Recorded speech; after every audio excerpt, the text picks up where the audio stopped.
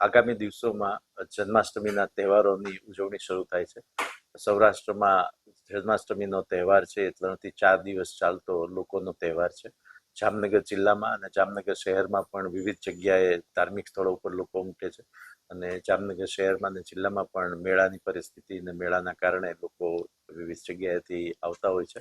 અને દરમિયાન આગામી દિવસોમાં વરસાદની આગાહીને ધ્યાને રાખીને પણ જિલ્લા પ્રશાસનમાં જે વહીવટીતંત્રની મહત્વની કામગીરી સાથે સંકળાયેલા અધિકારીઓ છે તમામને આ રજાના દિવસોમાં મુખ્યાલયમાં હાજર રહેવા માટેનો આદેશ કરવામાં આવેલ છે.